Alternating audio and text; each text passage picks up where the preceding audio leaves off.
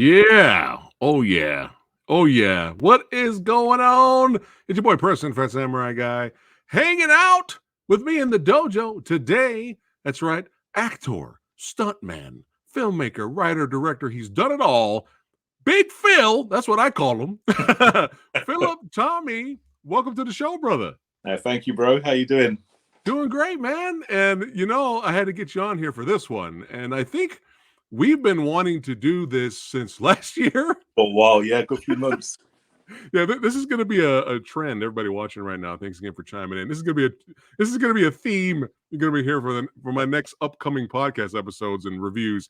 Yeah, we've been wanting to do this since last year, but hey, life happens. And, life happens, mate. We made it in the end. That's what matters. We're here. This guy over here, this legend over here, he's a busy man. That's right, doing his filmmaking thing. And right now, though, I gotta blow up I gotta blow you up here. Look at this. Look at the shirt. That's right. Yeah. Oh yeah. Oh yeah. And I'm making sure everybody watching can see the awesomeness in the background there. Yeah, it got Drive poster. Love it. Drive. That's right. One of my favorite movies. This is my son's favorite TV show. He's dinosaur mad, basically. So nice. That's my son's there. I've got Conan the Destroyer. That was the very first R-rated movie I ever saw. And my friend Matthew Luteman's house changed my life. Seeing Wait, can we see that? I never seen that poster artwork before. Yeah, what's that? Yeah, look. Ooh, we're getting an exclusive, everybody. Look at this. What? That is epic. Yeah, I think it's German. I think, but it's pretty cool. Yeah, that's amazing. There you go. See it? Right. Yeah. Wow. Yeah, I've never seen that. Yeah, I actually have the sword for a pretty accurate replica from Conan the Barbarian, the first one. I actually have it. I have it up over here, but iconic. Yeah. Iconic, right? Yeah, seriously, just such a beautiful movie, And I think it sort of like sparked how many little boys and girls watched that film back in the day and were just inspired, Yeah. It was just so amazing. From the first one with James Earl Jones to this, it's just, man. Yeah, Tulsa Doom. Yeah. I'm sensing a return to the dojo with Big Phil here. I'm sensing another future episode. We're going to be talking about the Conan movies, maybe. Hey, let's do it. Yeah, let's do it, man. Yeah. But yeah, I see you got Dragon Ball Z Brawly movie poster in the back. That's awesome. Yeah. Yeah, I'm a massive Dragon Ball fan. I love anime anyway, but But Dragon Ball has a special place in my heart because me and my son love it and we love watching it together. Yeah. So it was like, I don't know. I think it has so many amazing messages for kids, in terms of like just being a good person, and just, when it comes to the odds and fighting against the odds and just whatever it takes, even when the odds are against you, as corny as it sounds, but it's true, isn't it? This is all of our heroes that we watch, whether it's Alien, look at Ripley, right? What she's up against a xenomorph, or Sarah Connor when she's up against it doesn't matter what it is, right? It's like going against the odds and not giving a fuck and being like, you know what? Here's what it is. Yeah. And whatever I can do, give all of myself. And I think with Dragon Ball has that in spades, isn't it? Yeah.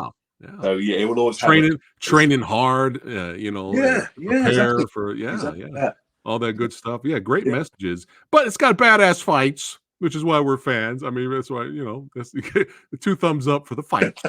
Yeah, I enjoyed Brawly in the theater when that amazing. Came out. Yeah, that was amazing. And for me, like normally with anime, I love watching the subbed, but Dragon Ball is one of the only ones that I love watching the dubbed version because Sean Schemmel and he plays Goku and I think it's Chris Sabat for Vegeta.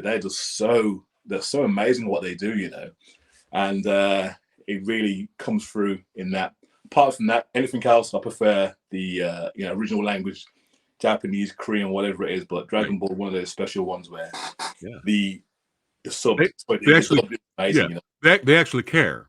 Yeah, like that. yeah. Although, have you seen? Have you heard of an anime called Solo Leveling? No, what's that one? Oh, bro, it's amazing, man. And the American voice actor is a guy called Alec Lee, I think his name is. Yeah.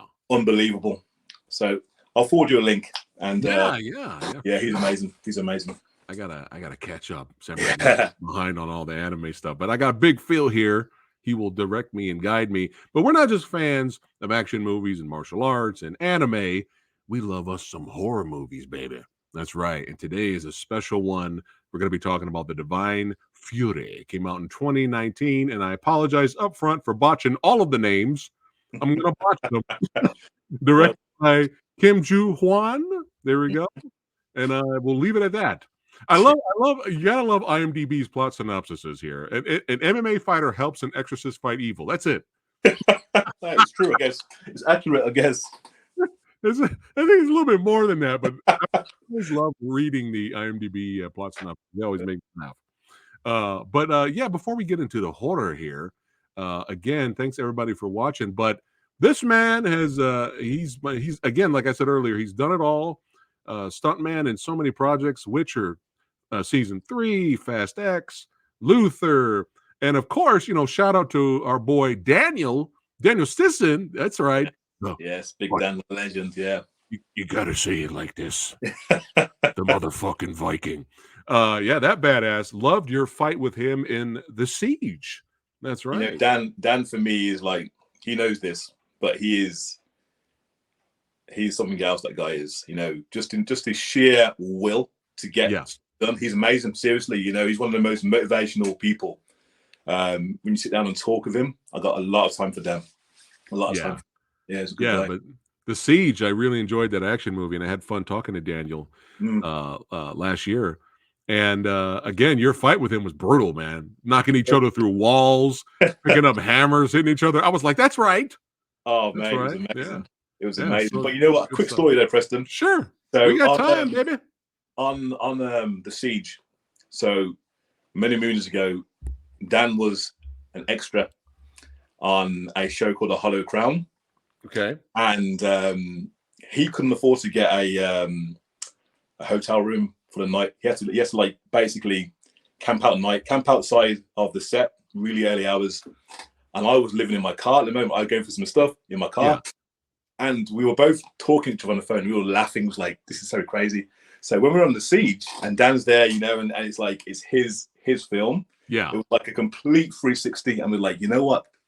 It was like one of those sort of like life affirming moments where it's like, as long as you just fucking keep on going, no matter how shit things are, right. Going back to Dragon Ball was the same thing, right? You know what I mean? And it's like, it was such an amazing, for me, that's why it was there in Brad Watson.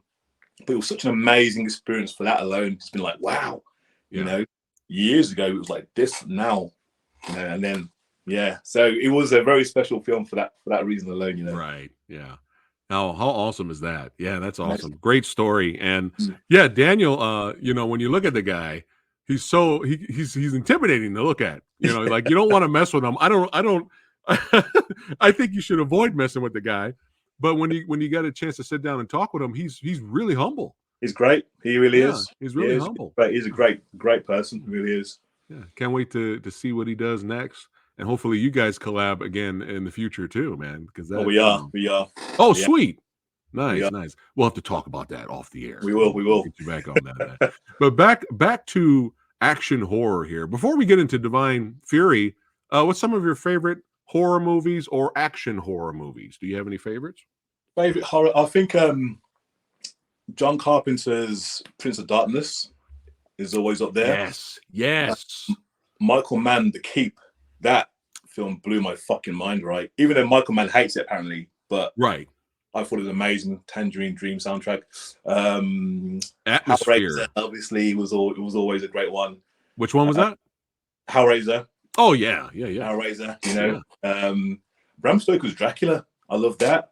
The Crow, although The Crow's like a love story, really, isn't it? But it's just anything. I mean, there are so many up there. There are so many.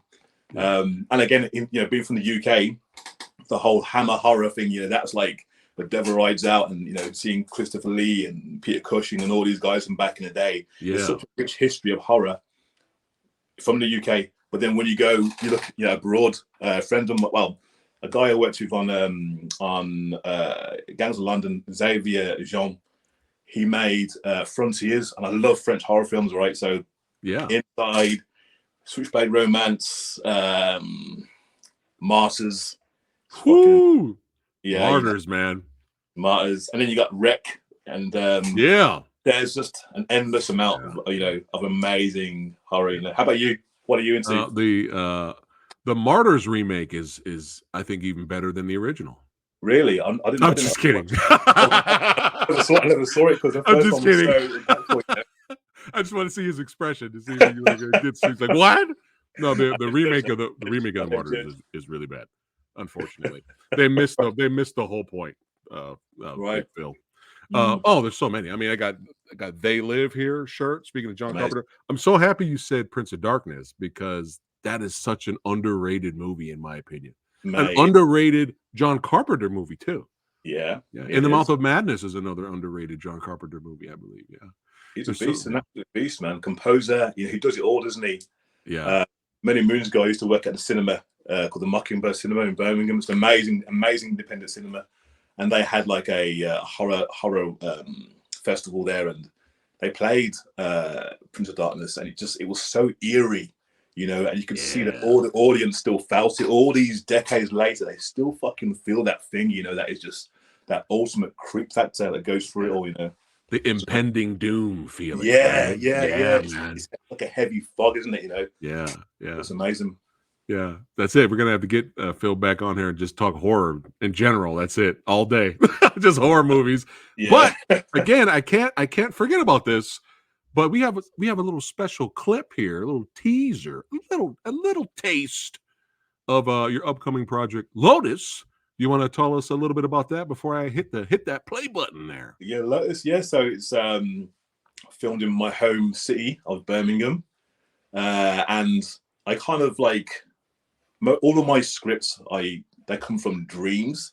I was dreaming and wake up and oh my god, I got fucking right. And this is one that really hit home, and it was just about so the lotus in general, the flower, the lotus, it grows in an environment that most flowers can't, and that really sort of represents a lot of people I know, and also the guy's character and his trajectory in the story as well. He kind of like managed to evolve from the environment that most people couldn't, and along the way he has a lot of trials and tribulations, but comes out on top after killing all the bad guys. Which is kind of what it's about. But for me, I love action movies, but I want substance from action movies, right? I don't want it to be fights for what's the fucking point? So for me, it was my aim to make a film that had a lot of heart to it. Okay. And but also had a lot of fighting. And I'm so blessed. I've got a lot of friends who are like some great stunt performers in the UK. And a lot of them have just agreed to come on and help me, and I'm grateful for them. And then when it comes to, got a great cast, great crew, my friend Gary Rogers, a sick DOP. So there's just a lot of people coming together to make this thing happen, and there's such a nice energy behind it. So yeah. All right. Well, before we show everybody a little taste of this, speaking of fellow stuntmen from the UK, what? You got Colin here. Colin Squire saying, hi, guys. I can't wait to see Kin at the Forbidden World Festival next month. Yeah, Kin was great, yeah. It looks great, yeah. Shout out to Colin, and thanks for watching, man. Hey, Colin. All right. Let's see. Let's check out Lotus. Here we go, baby.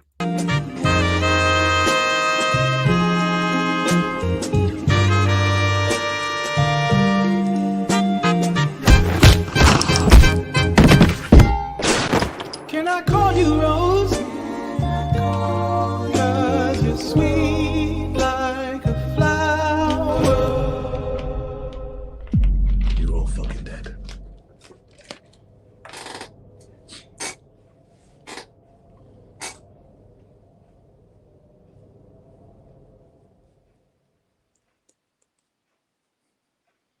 Yeah.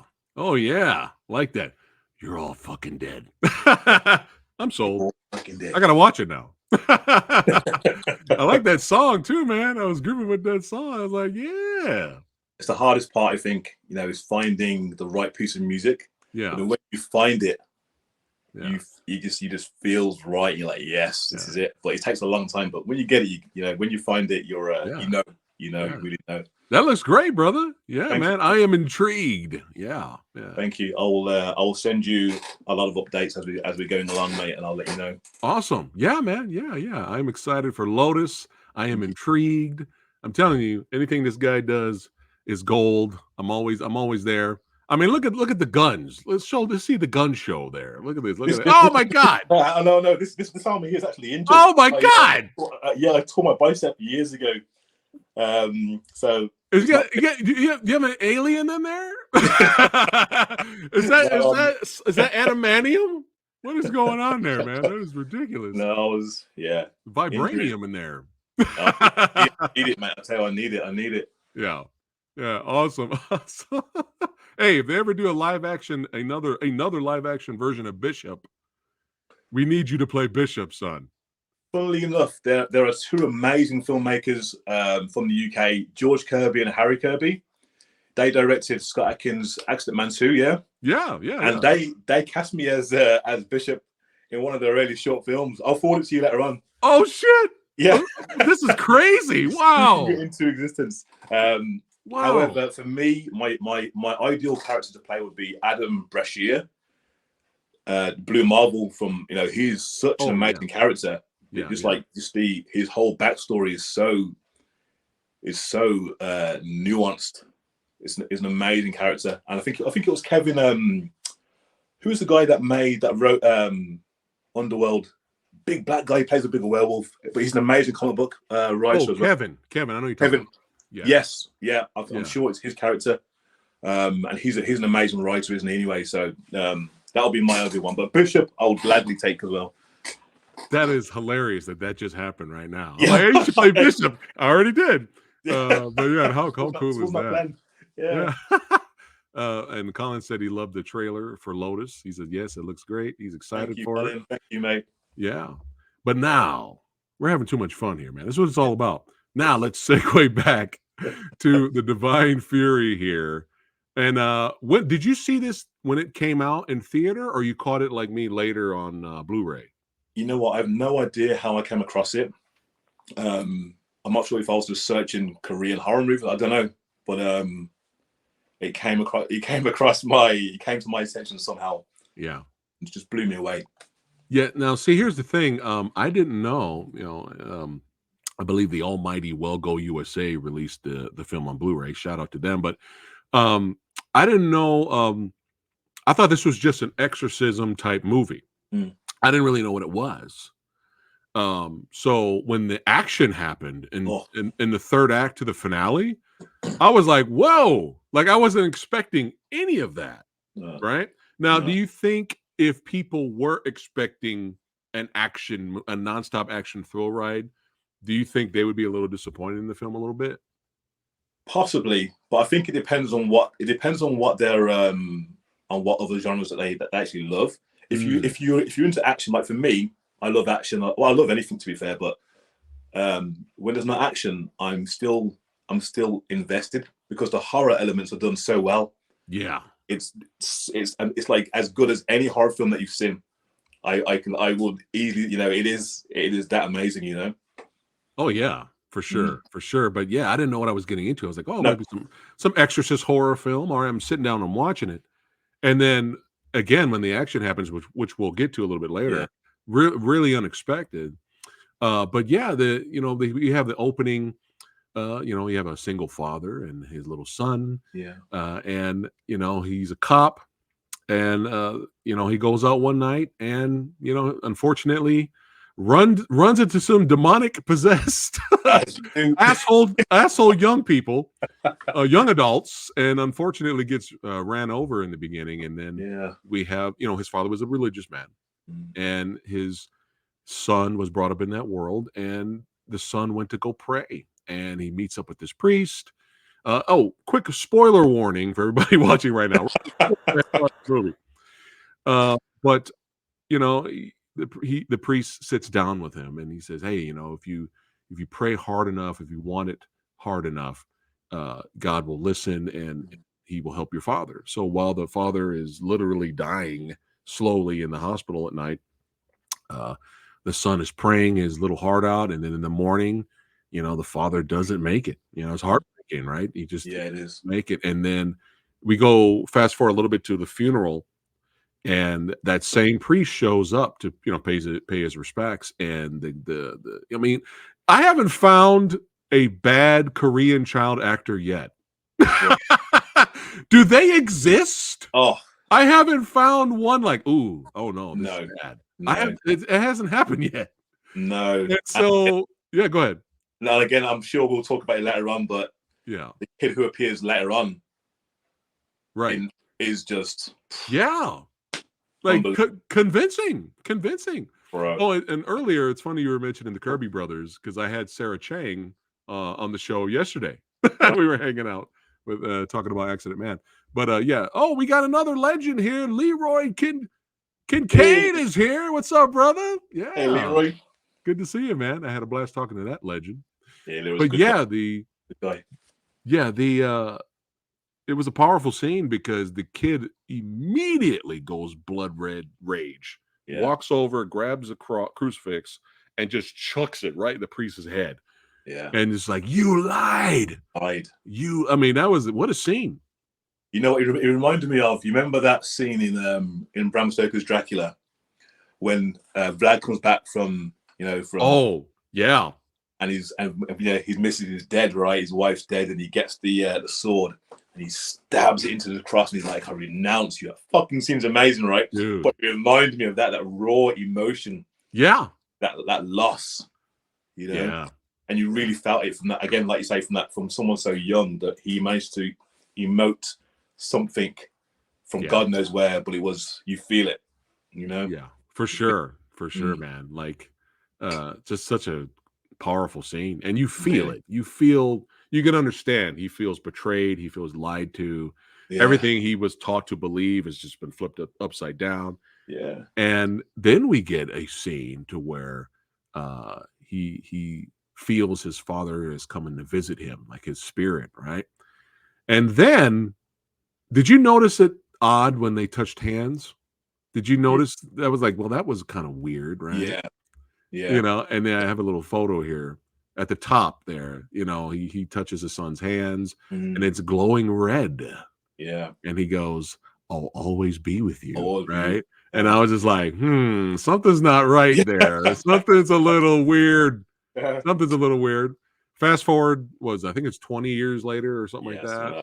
About that. He served into the Marines. His instructor in the Marines, I believe, got him into MMA. He started boxing as a kid, and then he's this big MMA star. And I thought it was interesting. He is in the octagon, and his opponent turns around, and he has a crucifix tattoo on his back. And that's it, blood red rage. Yeah. And his eyes start turning red a little bit, but he hears that voice, which sounds like him when he was a kid. Yeah. He hears that voice like, liar, kill him. Kill him. Yeah. And what was that? One punch knockout right in the beginning. Brutal. And then he just kept going. Yeah. And the ref had to, it was crazy. Yeah. Yeah. Yank him off. Yeah, it was amazing. Yeah. Obviously, he still has that hatred, for God, Yeah. But again, going back to what you were saying earlier, how effective this is as a horror movie as well. This has got to be one of the most creepiest scenes ever. Because every time he goes to sleep at night, he wakes up with his hand bleeding. Yeah. And he's all, drenched with sweat. Yeah. But this scene, when they show what's actually happening to him at night, every night, man, I was like, oh, this is some good old-fashioned nightmare fuel. I mean, the top picture there, when the entity slowly, because I thought it was a small person walking, or I don't know, it was a creature. I don't know what was going on. And then it slowly got taller. Yeah. Like that. And no music, no sound, no stupid 5 billion jump scares or jump scare noises or sound effects. Yeah. That we see a lot of, probably a little too much of in mainstream horror. You know what I mean? And it was so effective. You're just like, oh God, this is creepy. And then you see what gets on top of him, and it's basically sucking him and bleeding him dry every night. And here's the thing, though. I think everyone's experienced sleep paralysis at some point, right? And that has never been shown, I don't think, as effectively as it was in that, like you say. And I think some of the worst horror is still it's not like this big and it's quickly, it's that slowly creeping level of like, I don't know what you'd call it, fear that you can't escape from because he can't move. He's just stuck. And it was so well done. Oh yeah. It's definitely one of my favorite parts of the film. Yeah, it's horrible. But it was just kind of like when I first saw this, I was like, oh, this is some creepy shit, and I'm loving it. Tell you what, that one shot there as well is very similar to a shot in Prince of Darkness. Do you know when you see the devil standing in the doorway and there's that like radio signal going off all the time? Oh, that's like that. Dude! Oh my god! If that was inspired by that somehow, I wouldn't be surprised. Yeah, no. I mean that when I first saw that shot, it was like video cam footage, and it's like something standing right there. You know what it is? I was like, what the hell is? Oh man. More glorious nightmare fuel. But hey, when it's done well, like you said, it's effective, And so at this point, our main character, the child, all grown up here, Young Hu, or Hu Yong. Is it Hu Yong? Is that how you say it? What have I got down? Yeah. Okay, Hu Yong. I've got Young Hu. Okay, Young Hu. Yeah. He keeps going to all these doctors, and they're just like, dude, you're not infected with anything. There's no bacteria. I can, suggest you go see this more expensive, bigger hospital, but they're going to tell you the same thing. And so he's just fed up. He doesn't know what to do. And go ahead and talk about what happens next. Well, I mean, from there, it kind of like there's always that level of like what is truly going on, because again, he's been told he's got this clean bill of health and everything else, and you can see it. He's a fit guy, but there's just this. It's just always building steadily, right? And this is when we first see what's his name, the priest, Father An, right? Yes, Father. Yeah, you're right, Father An. Father An, and it's the first real nod to religion that you've seen it's shown in a very different light. Because obviously, when he was a kid, it was all just like, fuck, you ruined my life. But then there's this guy, and you can just tell he's got that face, hasn't he, where he seems like a nice guy, right? Yeah. But what he is encountering is just it's like, oh, you do that for a living. Oh my god. Good, props to you. Yeah. I'm gonna go this way. You do you. Oh my god. And you know what? And in this scene, so this priest is basically trying to deal with this demon. Right. And the first of all, this is the first scene that really not only the set design, but also the rigging. Like, this guy is climbing up the wall backwards. He's jumping. Unbelievable. Like, crazy, man. Unbelievable. Yeah. Unbelievable. Yeah. I mean, it gets intense because he breaks out of the man possessed breaks out of the chair, and the assistant. What was his name? Father Choi. Right. I was busting up laughing because Father Choi fucked off. Yeah. It just ran out. I was laughing my ass off. But to rewind a little bit earlier, back to Young, he is desperate and goes to see the shaman. This girl who could see. The girl. That was amazing as well. She was amazing, wasn't she? Yeah. Because this girl here, she had like her parents were visited, weren't they? And they were like, you need to basically have a certain belief structure within 10 days, otherwise, she's gonna be in trouble. Yeah. They didn't believe it, and then 10 days later, she's blind. But what she can see, she can see spirits basically. Yeah. And she can see that other side, in the same way that in the Matrix, you can see like the outside of that person. Right. And she looks at our main guy and she's like, man, you're surrounded. You are just he is surrounded by this darkness, isn't he? It's all around him. But then what you can see there in the middle of his chest, that one bit of a light there. Yeah. And that was something that was like, one of his father's a gift. Yes. Father, that kind of comes back. But that scene was amazing. Yeah. And again, just quickly to go off topic slightly, but if anyone out there has watched Jujutsu Kaisen, the movie, there's this scene where one of the main characters, a guy called Yuta, he steps into this school. It's like a school for sorcerers, and he steps in, and there's this like boom, and all of the students feel that there's this darkness around him, and this was that kind of scene. You know, it's like it's just dripping, just dripping off him. You know? Yeah, look at this. Oh, it's insane. Insane. I was busting up though, because after she saw this, she was like, "Oh, you're screwed." Yeah.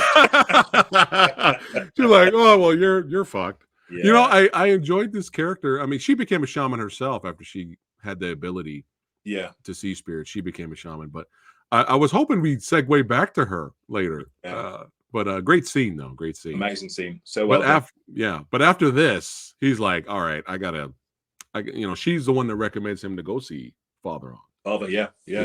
And when things get sticky, that's when he shows up and kind of helps Father. And I love his face expression, Young, because when he walks up and just straight punches the demon, and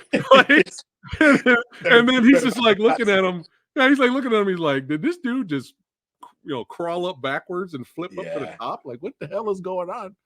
You know, even the demon looked confused. Even the demon was like, "Did I just get punched in the chest?" Yeah, but you know what? I think that sort of like tells though that he's always, even though he may not have known what's around him, he, in some way deep down inside him, he knew that there's, that there's more going on in the, because he's not phased at all, is he? Like you say, he sees him, smashes him in the face, and then there's literally no fear in him at all, is there?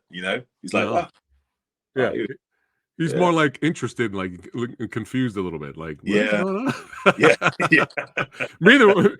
Meanwhile, Father Choi is down the street, getting something to eat at this point. But yeah, great scene here. Nice. Little action sequence and some stunt work. Very well done. Makeup effects are great.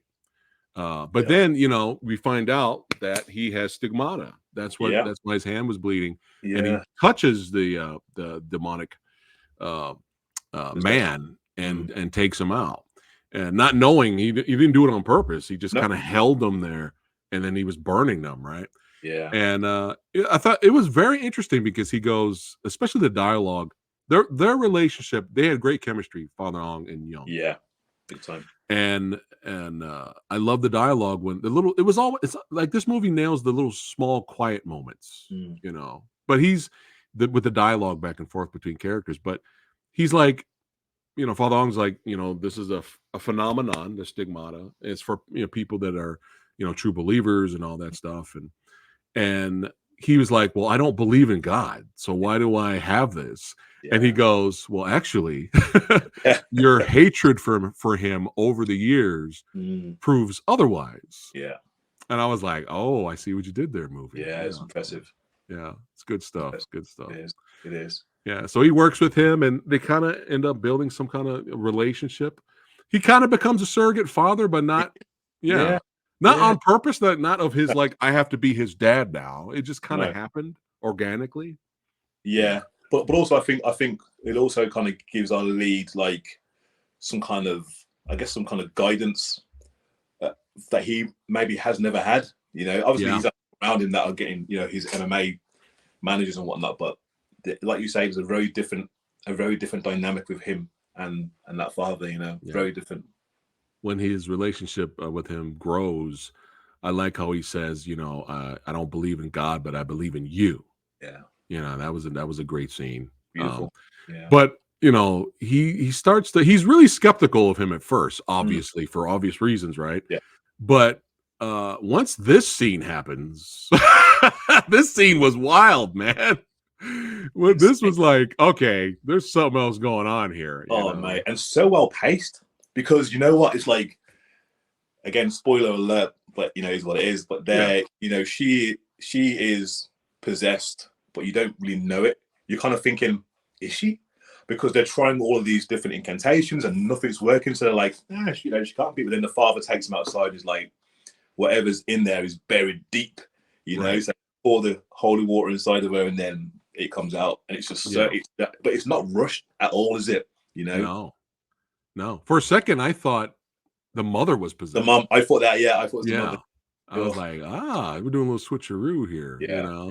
yeah. But when they finally get the beast out, Wow. some great wire work and effects with him.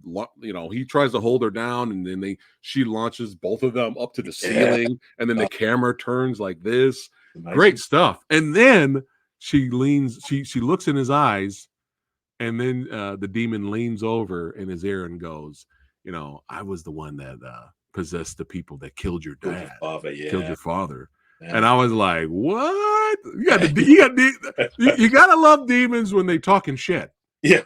you gotta love it. You know, it's just, you know, they're just talking shit. Like, yeah, we killed your dad. And what are you gonna do about it? Yeah. And he goes blood rage and starts grounding and pounding her.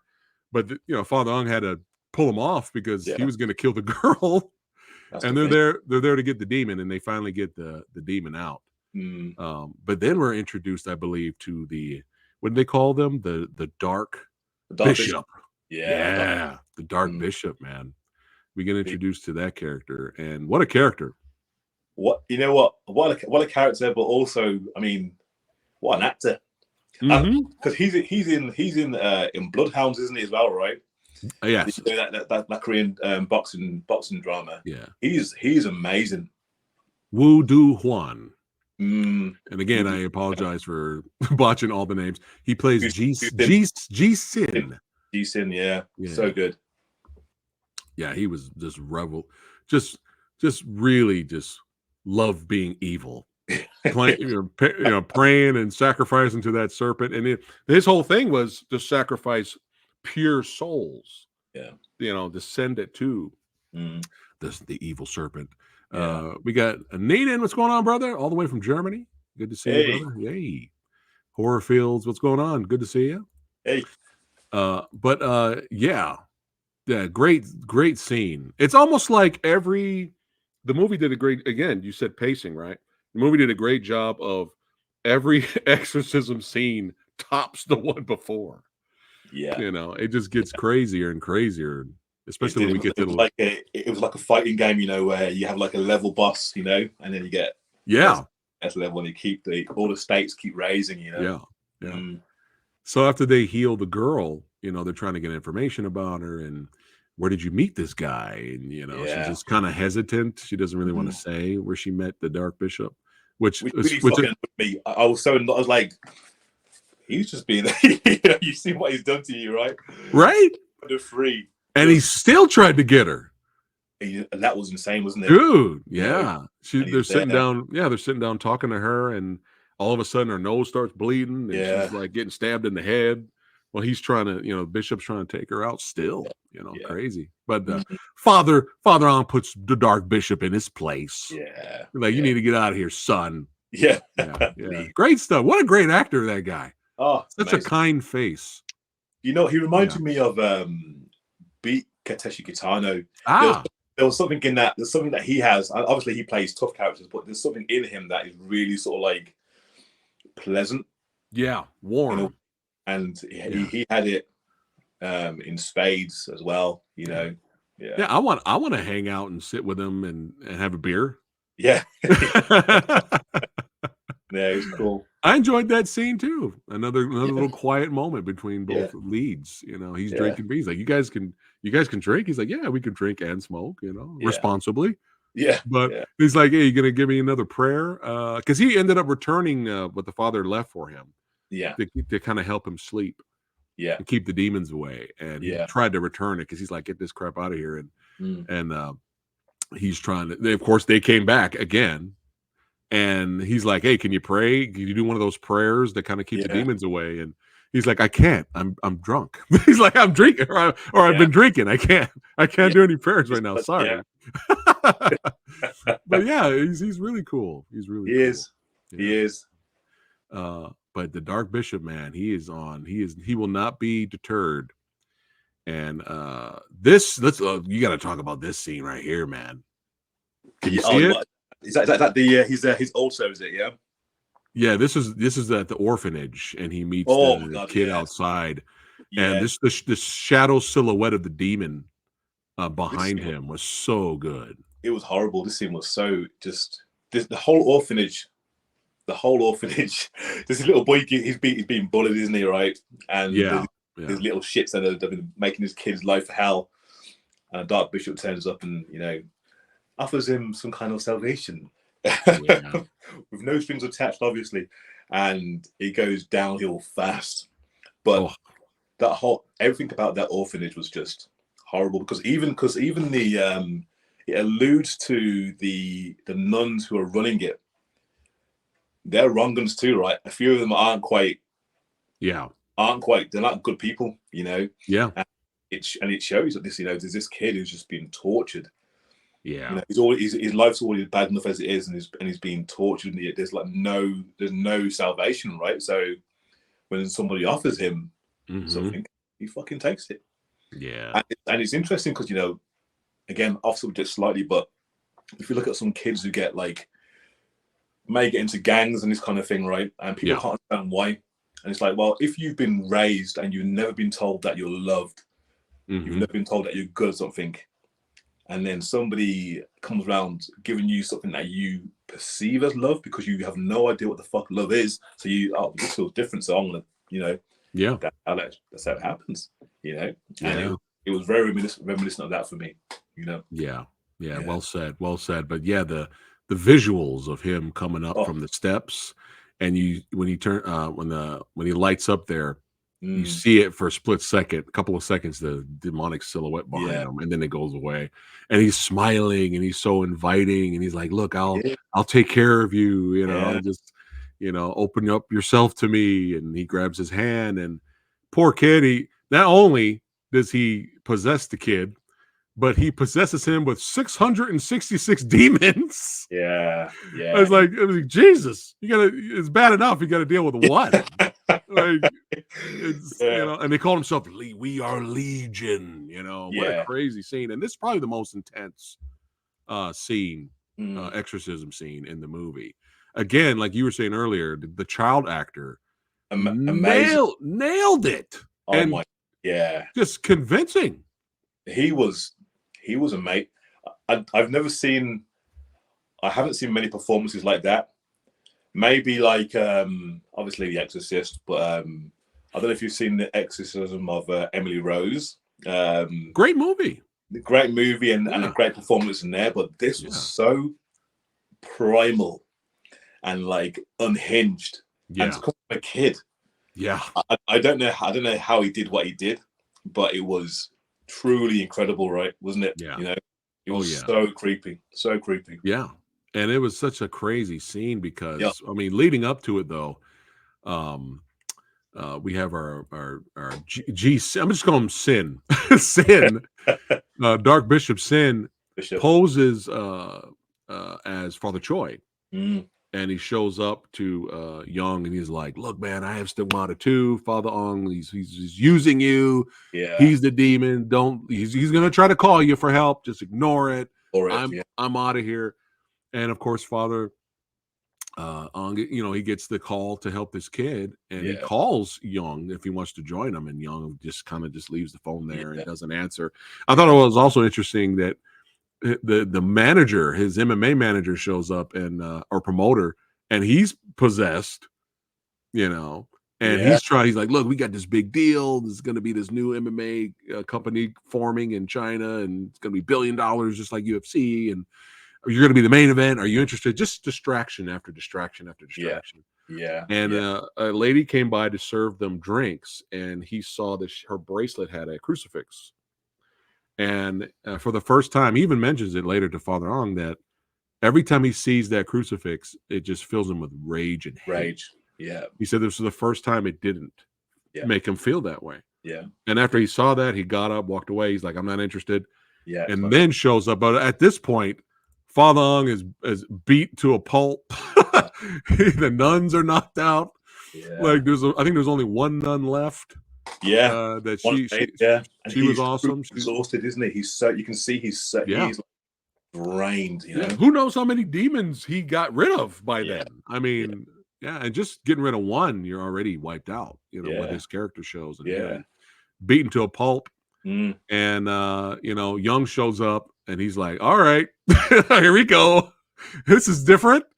And some great stunt work there too. Not just the performances, but when he throws the kid off of him to the wall, into the wall, and the kid just Spider-Man's that shit and turns around and then crawls around the wall, jumps on him again. There's some great stuff. It's amazing. But you know what, Preston? I love this scene for so many reasons, right? Because you know, like in a lot of horror films, right, where there'll be someone's dad, and like dad gets possessed, right? And his face is all fucked up, and he's like green shit coming out of him, and he's trying to kill somebody, and they'll lock him out of the room, right? He'd be like, "Let me in," or whatever, right? Right. And then like he'll change and be like, "Hey, let me in, son. It's me." And they're like, "Oh, it was my dad again." It's like, bro, he's trying to kill you a minute ago. Yeah. In this, he comes and just yeets him across the room. Yeet! Like, this is not a little kid. Yeah. This is some crazy shit that I'm dealing with. I'm like, and this was what I think is great about the whole film, is that there's like a sense of there's like a kind of like level of common sense that runs through it. Yeah. And even though it's fantastical, you know, it's like, yeah, this kid, this whatever. Well, this is not a kid. Whatever it is, it's Legion at this point. Yeah. Great sequence. Definitely one of the best scenes in the movie for sure. Yeah. But he does the stigmata palm attack. Yeah. And gets rid of all the demons. And just when you thought it was safe, just when you thought it was cozy and everything is fine, and the little boy is saved, and the orphans run over there and they hug Young. Yeah. He saved us. Yay! The Dark Bishop's like, fuck all this noise. Fuck them kids. That's what the Dark Bishop said. Yeah, he's a beast. All right. And we're not done. I got to deliver. Hey, serpent, the serpent demon over here, the sacred serpent, he needs more pure souls, man. I'm not done. And did you see what came next? Did you have a feeling it wasn't over, or you were shocked like I was? No, yeah, I was. I thought it was done because it was already quite a lengthy scene. I'm like, okay, because also, you know, Young Hu, he kind of like uses the holy water himself. So I'm like, okay, so it's done. But obviously, it wasn't. Yeah, he's been upgrading his attacks. He'll have the stigmata palm and he'll pull the holy water on it. Yeah, he's been combining powers. Yeah. But yeah, what came next, man? The Dark Bishop's like possesses a dog, and the dog goes hunting and takes out the kid. Man, I was like, damn. Yeah, and crazy scene. Crazy poor kid. Still didn't make it. That's the thing, man. You do just feel for him, man. You know, because you just know his very short existence has been just hell on earth. You know. Yeah. And you know, they kind of take the bait. You know, they get word. That the kid is dead, and Father Ong and Young show up, and it was all a trap. Yeah. And he basically forces him to. He tries to get him to renounce God, and Father On's like, he doesn't want Young to do that. And Father On grabs the bone and, you know, puts it in his neck, and slowly starts to die off and deteriorate. And and then it gets crazy after that. And then we get to our he's asking, is this movie available in Germany? I'm sure it should be available. I mean, you can watch it on the Hi-Ya channel, but I don't know if you get Hi-Ya out there, but I mean, it's on Amazon Prime, I believe. Yeah, so I think it should be out there. VPN. If you get a VPN, you might be able to find it somewhere. Amazon, whatever, or right. But now it's time to upgrade, and it's time to get to our final showdown, aka my favorite line from what you call it, damn it. Oh, I'm so fired right now. You know what? I gotta do it justice. Hold on. Oh my goodness. How do I forget one of my favorite movies? This just sucks about getting old. Hold on.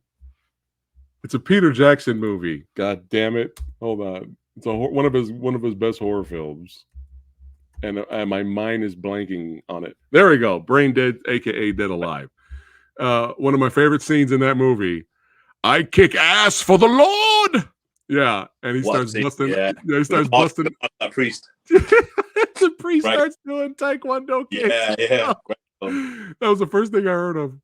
or went through my head when we get to the finale here, because he suits up. Father Choi shows up and gives him the suit, and it's like his armor, and he gets everything. And he goes out there. He's like, leave it to me. He tells Father On, leave it to me. I'm gonna take this dude out. And again, not expecting this to be an action movie, I was pleasantly surprised. Every little fight, and the end finale fight was all a bonus to me. I was like, dude, I wasn't expecting this. And we get a nice little. He finds out from the girl that was possessed earlier that she met the Dark Bishop at a club, Babylon. That's this club, which I think is hilarious. Yeah. The demon has a club, folks. Yeah. He's got a club, and he's got. You find out a little bit towards the end too that some of the workers there are part of the cult as well. Yeah. And he kind of enhances them too. Yeah. Dark Bishop does. He gives them powers. But yeah, let's talk about the action as soon as he rolls up at the end there. Phil, go for it. Yeah, so good. I mean, first of all, the set design from the very first time he walks into the actual club, it was like a Nicholas Winding Refn movie, right? And to be fair, the soundtrack, because the soundtrack's amazing, it had that really sort of like synth vibe going on at the same time. But the fighting was just great. It's like maybe like a 5-on-1 or a 6-on-1 fight scene. All one take. It was like a one take fight. It was really well done. Yeah, really well done. But he realizes that he can't beat him through just he can't just. He needs more, right? He needs to. So he gets the holy water, pours it onto his stigmata, and then just does them all in to get into his corridor, and he's exercising them all as he goes through. That was great. The Dark Bishop's in the back watching, and then he's like, I've got to get out of here. But it was an amazing. Again, hats off to not just the whole stunt team, but the riggers. Some of the way that these guys are dodging some of his attacks is so well done. So well done. Well said. I mean, work was amazing. It's just the whole thing was just from a technical standpoint, it was just cinematography was beautiful. It was gorgeous. Yeah, but we again, like you were saying, we have this kind of one take fight, and fight. Look at him up there. I just noticed him at the top there. Yeah, I just noticed him watching the final boss. Yeah, watching. Yeah, and then we get the corridor hallway fight here. Good stuff. Really, really great stuff. Yeah, it's great. And then talk about what happens with the final boss. He freaks out, he panics, and what does he do next, Phil? Yeah, he has to level up himself, doesn't he? And he calls upon all of his dark, mysterious friends in low places, and basically turns into this it's just a kind of like a super demon, isn't he? He reminded me of the Shape of Water, that fish god. Yeah, that's all like same kind of vibe. His body is just massive and just like Dagon or Cthulhu like creature. Yeah, man. Right? He's just disgusting. Yeah, and this is like the true there's a club and then there's just different levels, right? And then where he is, there's got this big altar and there's this big pools where he does all these dark shit. And he just transforms into this thing. Yeah, and I think he's talking to the sacred serpent. You know who that is. And he's like, "What do I do?" And you see the red light glowing in the water, basically telling him what to do. He's like, "Oh, I gotta kill myself." Yeah.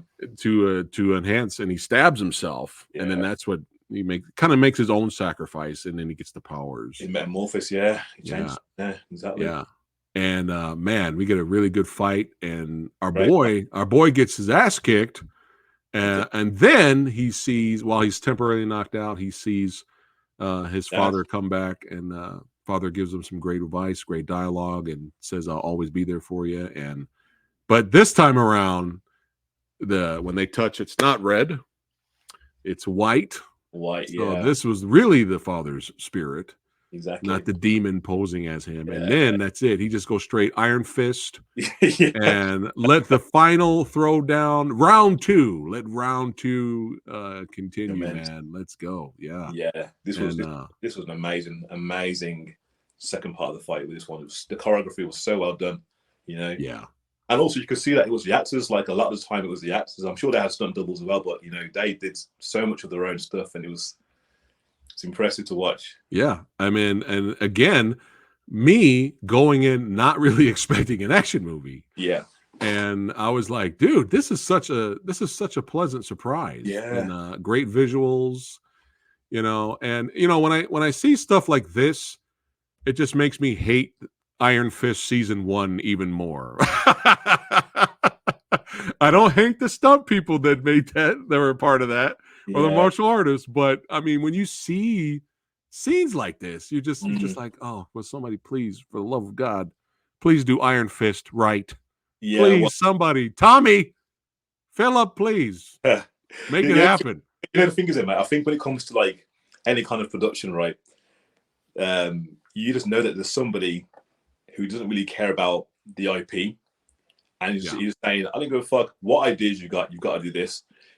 There's a documentary called The Death of Superman Lives, and it was Tim Burton's attempt at making a Superman movie. Oh, yeah, I saw some of that. Yeah. Amazing. And there's one producer who's basically saying, I want Superman to have polar bear bodyguards and this and that, and blah. I want a big mechanical spider coming in there. Yeah. And Tim Burton walks, right? But those kind of people have always been there. You can just tell, especially when you get something like a big Marvel movie. You can just imagine that there's some guy saying, I don't care about the fans. I don't care about what the loyal readership wants. I want this, and you have to do it, So, I mean, that was not their fault, but it's just sad, Yes, it must be so. And I do feel for the for the stunt coordinators and the stunt guys, because they spend so much time crafting amazing fight scenes, and then to see them butchered, it must be so horrible, Yeah. But thankfully, this fight wasn't butchered, and the great use of wire work for the supernatural attacks, and he's slicing them up. And I got a couple of seconds of clip footage for everybody watching here, just a few seconds. But they get down, baby. They throw down.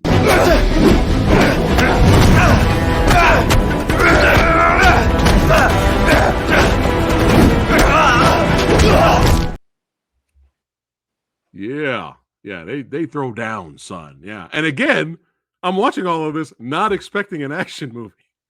And I'm like, dude, the film was already amazing, right? The film was already amazing all the way through, and then you get the cherry on top. Yeah. There we go. Sophie already is like, I need to watch this ASAP. There you go. I love it. Yeah. Great stuff for sure. And he defeats our boy. The sacred serpent's like, oh, I gotta claim him. Let me take him back down in the water. that was an amazing scene as well, wasn't it? The way it comes out, it's just this, multiple arms. Yeah. The whole VFX for the whole thing was just so, because it wasn't too much. Yeah. And it felt so off. Yeah. So out of place, just so unnatural. It's like you just know whatever was taking him does not belong in there. It's not belong on Earth, right? He just comes out and drags him back in. It's like, oh my God, So good. And good. Father Ong is saved. I'm kind of surprised he lived. Because usually, this was easily a setup for a pass the torch type of movie, right? Yeah. But no, I didn't mind him living. And what kind of breaks my heart though is, so you're in the filmmaking business. Maybe you have heard something, but it breaks my heart a little bit because they obviously set up for a sequel. They even say they will return. Yeah. And I haven't heard anything. I don't see anything on IMDb. Have you heard anything? No. Did this do poorly? You know what? I mean, I'm not sure. I don't know how it did. I mean, I was looking, like when I was preparing for this, I was looking online. There was quite a few decent sized interviews that that they were doing in front of great sized crowds. So I mean, right. And like obviously, they're the main guys are like mega stars over there. So I've no idea. I've no idea why. It's a shame. It's a shame. Yeah. I mean, I would love to see. I mean, it's such a great pairing. The wise, experienced Father Ong and the badass young MMA fighter with Iron Fist powers. I mean, come on, like, let's go. But you never know. I mean, it's 2019. It's only been a couple of years. It's never too late. That's never stopped Hollywood. Let's sequel a movie 30 years later. I mean, it's never. Hopefully they don't wait that long. But who knows? Maybe a couple more years. Maybe. I mean, it'll be nice to see. I mean, It reminded me of like Constantine, right? The whole sort of like vibe. And I know Constantine is getting close to getting a sequel, and that's been like a, you know, I don't know how many years, a long time, right? So maybe it needs one film in a similar vein to go out there and make a shitload of money, and then people are, oh, let's, you know, make this. Who knows? Who knows? Yeah. But, you know, if we don't get a sequel, it's unfortunate, but at least, you know, we have this movie. And you know what? Let's rate this son of a bitch. Let's just for fun. Let's rate the action, and then let's rate the movie. C is average, and you can do plus and minuses. C is average here on the channel. Big Phil, what are you going to give the movie Divine Fury, and what are you going to give the action? What's your rating? The movie as a whole? Mm-hmm. I'm going to give it, well, first of all, what classifies as an A-rated movie? Because I mean, for me personally, like, it is my kind of film through and through. Yeah. So I'll give it an A-. Okay. But, like, you know, what are you going to give the action? The action I'll probably give. That's a tough one, that is, because the action is great, right? But there's not a lot of this is sparse. And then when you see things like The Raid, right, or there's a okay. All right, fuck it. We don't have to rate the action. Let's rate the movie. The action is great. The action is great. The finale fight was an A-, you know. Okay. But yeah, it's more horror. Across the board, you know. More horror than action. And I'm a same rating for Samurai Guy over here. We're giving it the good old A-. So Horror Fields can't rate it. He hasn't seen it yet, but it looks good. Well, let us know in the comments below, Horror Fields, when you finally get around to watching it. Let us know in the comments what you thought about the Divine Fury. Very well done. Set design, cinematography, editing, pacing, stunt work, the performances, like everything. So well done. The visuals are so well done. Yeah. Music too. Yeah, music. So beautiful. So haunting, you know. It's great. And it's got that classic, good old fashioned hold on, let me find it. Nightmare fuel. Yeah. Yeah. In spades. Just watch this scene and then go to sleep right after. See what happens. Yeah. It's horrendous. Copy that. But yeah, this was a blast, brother. We finally got around. I'm so sorry I had to keep rescheduling, but you know, man. Bro, he's crazy busy. I'm crazy busy, but we made it happen today. And it was an honor to have you here, brother. No, thank you. We got to have you back. This is your second home now, son. Hey, I'm here. Yeah, thank you for having me. I appreciate it, mate. I really do. I love talking with film people. It's things. It's nice to geek out. Yeah, you learn something new every day. You know, love hearing the stories is what the podcast is all about. But all you badasses watching right now, thanks again for hanging out. Don't forget to like, share, and subscribe to the old Samurai Guy. Click on the links below and follow Big Phil on the social media. That's right. Continue to follow him on his filmmaking journey. Stay tuned for Lotus. That's right. He's going to kill everyone. So stay tuned for that. All right. Keep watching Dragon Ball. Yeah. Thanks. Keep watching that Dragon Ball Z. Yeah. Keep watching horror films and martial arts movies is what we love. Action films. Keep those strong genres going. You know, that's the theme of this channel. Action, martial arts, and horror, baby. That's how we roll here on the channel. Hold on. We got a couple more comments here. All right. Neenan's following you right now. Hey, thanks for following. Hey, thank you. Yeah, we appreciate that. But yeah, this was a blast. Got to have you back, brother. Philip, don't go anywhere. But all you badasses, tomorrow, that's right, Versus episode, 6 p.m. Pacific time. 2 Cynthia Rothrock classics going head-to-head. We have Yes, Madam versus Righting Wrongs. Which film will come out on top? That's right. You can go to the community page right now and vote. We're going to have some fun hanging out with Rick Myers and a whole bunch of other special guests tomorrow at 6 p.m. And Philip, if you're free, I got to bring you in on one of them verses, man, because it's going to be fun. Yeah, give me a shout. Yeah, I'll let you know. I'll keep you in the loop. I'll keep you in the loop on that one. Yeah. Before we wrap it up, let's flex for our good old buddy Daniel Steeson. Go ahead. Come on, Ro. There you go. Yeah. Big Dan. Hey, Dan size is like He's the eclipse. He's the guy is something else, isn't he? Amazing. Dan is 2 of my biceps put together, bro. and that's one. That's his like forearm muscle at the bottom. It's not even his bicep. But yeah, Philip, don't go anywhere. But hey, I'll see you guys on the next one, guys. Take care. Thank you for watching, guys. Thank you.